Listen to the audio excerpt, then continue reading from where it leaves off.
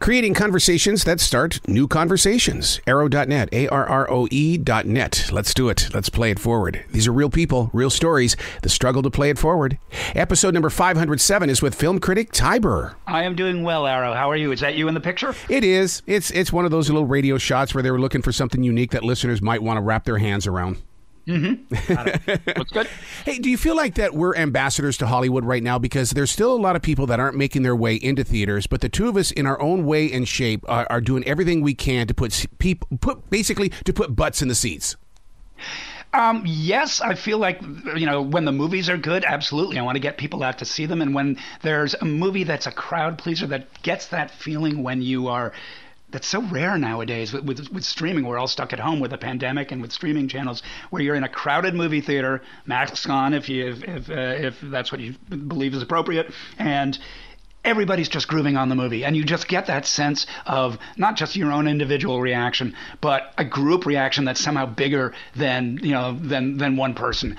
You can feel it in a horror movie. You can feel it in a comedy. I just saw Bros, the Billy Eichner movie at the Toronto Film Festival, gay romantic comedy that is like built on the bones of every Harry Met Sally movie, but with an ironic twist. And seeing that in a full theater with an audience was just a complete trip because it's really, really funny. Judd Apatow produced it. It's got a really smart script by Eichner. It's just like the jokes just keep coming, boom, boom, boom, boom, boom, and you can just hear the audience just rolling on that wave of comedy. That's a great feeling. You don't get that at home. This would be a totally different movie at home. Wait, there are like two different personalities that we are these days, because we will accept a great binge watch that's 12 or 15 episodes old. But the thing is, though, is that when you go to Amsterdam and I'm seeing that it's coming in at 2:15, I sat there in the theater going, come on. Well, that's that to a certain point is the problem of the movie, because if it's a really good movie, it'll pass. You know who Harry Cohn was? He ran Universal Pictures way back in the day, and he always said that he could tell that if a movie was bad because his butt itched. And Red Skelton famously had said, "Imagine that all of Hollywood is wired to Harry Cohn's ass." But you can start twitching around in your seat if a movie's not doing it for you, if it's taking you out of the film. But if it's really good, it can be 3 hours long and you will be riveted. But you're right. Binge TV shows have a different sort of chronology to them. During the pandemic and in this time of political turmoil where we don't know what's going to happen next, where we want something that'll just get us through the week. So you get a show like The Bear or Bad Sisters, which my wife and I are currently watching, and there's going to be, you watch an episode or two tonight, there'll be something you can watch tomorrow and maybe through the week, and you don't have to worry about picking something the next day, because you get, especially with all these streaming platforms and all of this content, you get anxiety, you get choosing anxiety, you get programming anxiety, and having a TV show that you can rely on kind of gets rid of that. Yeah. Well, I don't want another Star Wars movie. I'm okay with The Mandalorian and with Obi-Wan, and I'm having a tough time with Andor, but I think I'm going to make it through. Well, I find that interesting because Hollywood, the major studios now almost completely rely on what I call IP films, intellectual property films, franchise films. So they're going to keep throwing Star Wars at you. They're going to keep throwing another Fast and Furious at you. If they can figure out a way to resuscitate Harry Potter, the middle-aged years, they're going to do it for you. They're scared of original ideas because audiences don't want to see them, because they have found through their focus research that audiences want something that they know that they want to know what they're getting into before they get into it, which is why something like Top Gun 2 was partly a huge success. It was a good movie, but it was also, just everybody knew what they were going to get. The original stuff, the stuff we used to call dramas and comedies and thrillers and suspense films, even musicals, those are all on TV now. Those, they get made, but if they make it to theaters, they make it to the independent theaters, the little art house theaters, and then go straight to streaming. All right, we're both movie fans. We also see that theaters have got to be like bowling alleys. They've got to evolve, and they've got to make it fun. Yep. I recently did the 4D. I lasted 30 seconds. I just couldn't do it. Have you gone through the experience yet? Of what? 4D? 4D theater where the seats move and they shoot water at you and there's wind and everything like that. I'm not going anywhere near that. I lasted 30 seconds. I mean, I had to get out of there. I mean, if I want to go to a theme park ride, I'll go to a theme park ride. But, again, I mean, that goes back to the 50s. There was a guy named William Castle who used to have gimmicks like Emergo, where a skeleton would come out on a little guy wire and sort of sail through the audience. And he did one for a movie called The Tingler, where he actually wired the seats for electric shocks. Oh my God! So you'd get a little, nothing obviously fatal, but you'd get a little zzz. I mean, they're going to do anything to try and get you back in the seats, and in this case, shock you out of them. But the movie's got to come down to the movie. Yep. You got to be, entertained. If it's not a good experience, the water in the face and the wind is just going to be ridiculous. Yep. Ron Howard with 13, and we've also got Blonde, which just recently came out. I love them on the flat screen, but I was blessed with the opportunity to see the Ron Howard film on the screen. But Blonde, I don't get to see it on the big screen. I think it needs to be up there. Well, I have an issue with that movie. I don't think it's a very good movie, and I especially wouldn't want a 4D treatment. No, because there are some shots in there of certain bodily orifices that you don't want to see in 4D. Right. That is, but you're absolutely right. That is a movie, and it did. Blonde has and is playing select theaters in the, like the major cities, only so Netflix can get some Oscar nominations for it. That's the only reason it's there. But it's being fully rolled out on Netflix, which, in the case of that movie, that's such a audience unfriendly movie. That is a movie directed by a guy named Andrew Dominic. I stick up for his right to make any movie he wants, but this is one that is. If you are remotely a fan of Marilyn Monroe, you will hate this movie. And so I kind of question Netflix's, programming choices there. But I will also, to your point, say that this Blonde is a movie that is brilliantly put together, very, beautifully shot, edited. It is a big screen. It would be overwhelming on a big screen. Personally, I don't think it would in a good way. Right. But clearly, that's what the filmmaker is thinking about. And I will say that filmmakers, generally speaking, the ones I've read about and talked to, are unhappy with this new world where they make a movie and it won't go to the theaters. They won't be seen on a big screen. It'll go straight to streaming, or it'll just pop into theaters and pop out. Yeah.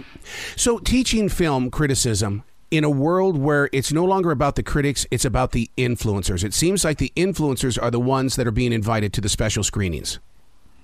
That's not true. The critics are still, working critics, professional, movie reviewers are still being invited. But the influencers are, because it's marketing. It's the marketing department sets up those screenings. They invite the critics and tolerate them because they know they get the word out, bad or good. But the influencers are actually the marketing department's dream because they aren't necessarily critical. They don't approach it. And by critical, I don't mean negative. I promote critical thinking about popular culture. It's not bad to think about what works, what doesn't, and why. And it's also perfectly fine to go in with a critical mindset and have a great deal of fun with an entertainment movie. It's not about, sitting there with an ascot and a cigarette holder and frowning at the screen. Quite the contrary. Everybody I know who's in this business, and I know most of my fellow critics, we do it because we love movies. Yep. We always loved movies. We fell in love with them as kids or as teenagers. And when we find a movie we love, we are so happy to tell people about it. That's the best thing in the world. Influencers, my feeling about them is, to one degree or another, they're bought and paid for. They are answering to whoever is, in some cases, giving them free stuff or paying them. Yep. And they get a free ride to the junkets. And so they are inclined to be supportive and positive toward a film in a way that a working reviewer doesn't have to worry about. Let's talk about Nope. I think that they're going to get a nod somewhere because it was creative in its own special Jordan Peele way. But the problem is, I went there to see the way that Jordan did, those thriller chillers. But I walked out thinking, no, that was just another episode of Twilight Zone. Interesting. I enjoyed that movie. because I felt it was Jordan Peele saying, I'm going to make my own Close Encounters of the Third Kind, Yeah. but I'm going to make it with and for black people, and and by that I mean not just putting black people in the film, but with an attitude slightly outside of. So it's not just Richard Dreyfuss looking up at the sky and going, "Holy cow, it's the aliens!" It's like, okay, what do these guys want from me? What are they going to do to me? I'm going to stand back here and wait till I see what's going on. And if they get real with me, I'm going to get real with them.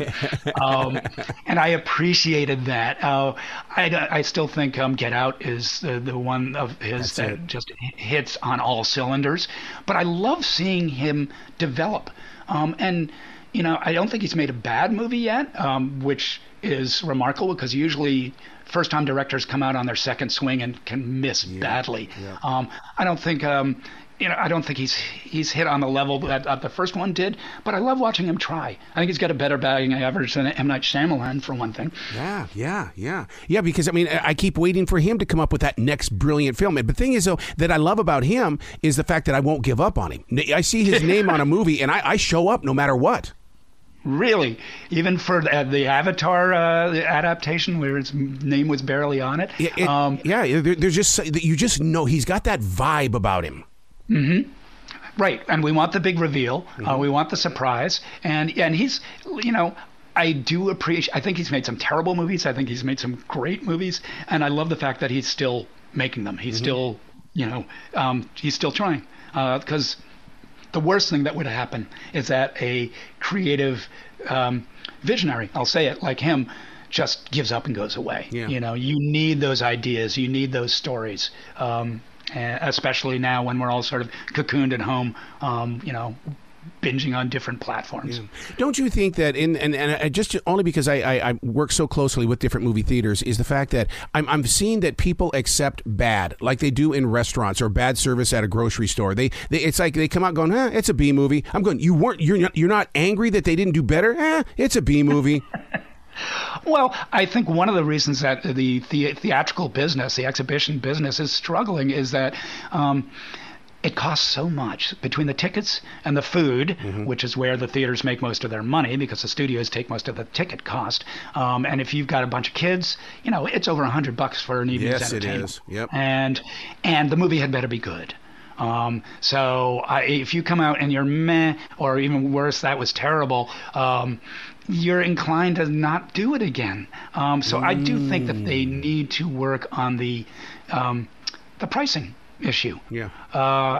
The other thing that I will say, the dirty little secret about a lot of movie theaters is that their presentation is not what it should be. The projection, the sound, the average projection and sound in your average multiplex theater is often shockingly poor. And I've reported on this in the past in the Boston area, to the point where, honestly, if you have a big screen TV and a decent sound system, you may be seeing a better picture and sound, getting a better experience than you do in the theaters. And again, I think this could be fixed. And so I'm kind of confused as to why it isn't more of an issue than it is for the management. Speaking of those experiences and stuff like that, somewhere along the line in the Oscars or even in the Golden Globes, they've got to come up with an award for these beautiful concerts that IMAX is doing with the question and answer periods and stuff like that. I saw Kanye West and I saw my theater just explode with fun and excitement. Yeah, I think I love the idea that theaters have run with in the past, 5-10 years now, that they can do live events, not just concerts, but theater. My wife and I go see live theater from London all the time. That, to me, is a really legitimate expansion of what a theater can do, and really brings, for one thing, it appeals to different audiences. It's bringing different audiences into your theater. For another thing, it brings a level of excitement. When you see something live, it's unpredictable, and there's an extra sort of like just edge of excitement to that. I would love to see more of that. I would love to see more musical artists take advantage of that. That's the way to bring back the theater as the commons, as sort of the public commons that it once was, certainly for the bulk of the 20th century. People before, especially before the rise of TV, people would go see 2, 3, 4 movies a week. That's it. We're never going to get back there, but it would be nice to create that sense of, oh, I'm going to the theater to have a real experience with a crowd. Well, I said at the very beginning, you are an ambassador to Hollywood, and you proved it, and I would love to have you back on this show anytime in the future, Mr. Ty Burr. Thank you, Errol. I would love to be back. Absolutely. You'd be brilliant talking with everybody today because you've got the ticket to get everybody back in those seats. Thanks. Well, that's what I'm trying to write about in my newsletter. Is just where to find the good movies, both in theaters and on streaming.